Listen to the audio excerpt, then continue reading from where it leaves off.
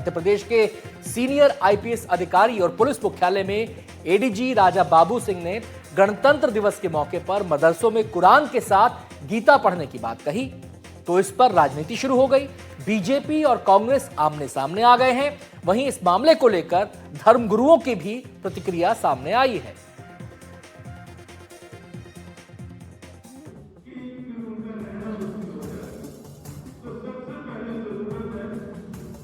Police मुख्यालय के ADG Raja Babu Singh के एक बयान के बाद मध्य प्रदेश में नया विवाद खड़ा हो गया है।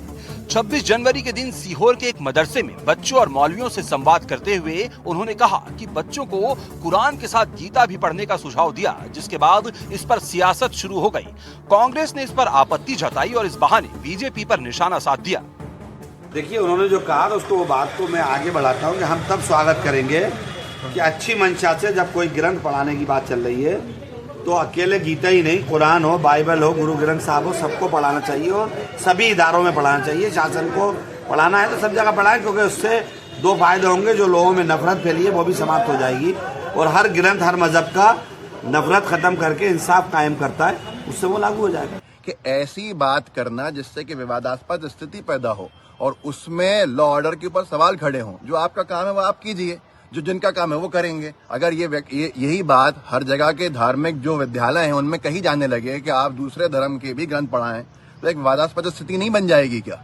जो जिम्मेदारी मदरसे के लोगों की है वो बखूबी निभा रहे हैं, जो दूसरे धर्म के विद्यालयों के लोगों की वो बखूबी निभा रहे हैं। आपकी जिम्मेदारी ट्रेनिंग है, आप एक आईपीएस हैं, मध्य प्रदेश का लॉ ऑर्डर आपके हाथ में है, आप उन जिम्मेदार अफसरों में से हैं। आपकी जिम्मेदारी है कि विवादों से दूर रहें और अपनी ट्रेनिंग के ऊपर, अपने काम पे, पुलिस प्रशासन पे ध्यान दें। दूसरी तरफ कांग्रेस विधायक आरिफ मसूद के बयान पर बीजेपी विधायक रामेश्वर शर्मा ने पलटवार किया। रामेश्वर शर्मा ने कहा कि जब मदरसे में हिंदू बच्चों को बुलाकर उर्दू पढ़ाई जा सकती है तो गीता पढ़ने में आपत्ति क्यों?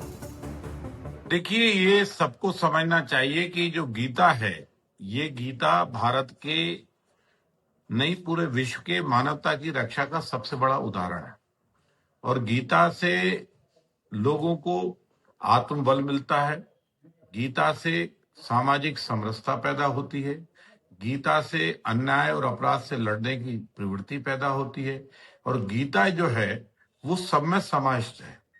जब आप हिंदू बच्चों को मदरसे में बुलाकर उर्दू पढ़ा सकते हो तो मदरसे में गीता पढ़ाने में कोई परेशानी नहीं है।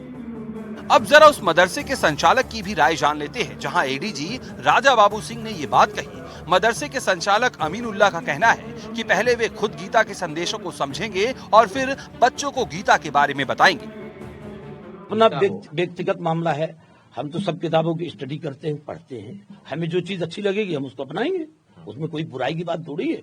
देखिए, कोई धर्म बुरा नहीं है, न कोई धर्म किसी को बुराई सिखाता है। हर धर्म अच्छाई की दावत देता है और यही होना भी चाहिए। कोई धर्म बुरा नहीं है। मेरे पास सभी समाज के लोग आते हैं, मेरा सबसे अच्छा व्यवहार है और मेरी सभी इज्जत करते हैं, लेकिन कोई धर्म बुरा सिखाता ही नहीं। उन्होंने यही कहा कि देखिए, गीता किताब है, चूंकि मैं हिंदी बिल्कुल जानता नहीं तो मेरे पल्ले भी कम पड़ती है, तो हिंदी में कुछ पार्ट्स हैं, उसमें कुछ चीजें हैं, देख लीजिएगा आप। गीता को लेकर विवाद मध्य प्रदेश में पहली बार नहीं हुआ है। इससे पहले भी मदरसों में गीता पढ़ाए जाने को लेकर बहस होती रही है, लेकिन इस बार पुलिस मुख्यालय के एक वरिष्ठ अधिकारी की सलाह ने इसे बड़ा मुद्दा बना दिया। राजनीति तेज हो गई और गीता का मूल संदेश सियासी बयानबाजी में कहीं पीछे छूट गया। हालांकि उम्मीद यही है कि इस बेवजह की बहस पर जल्द ही विराम लगेगा।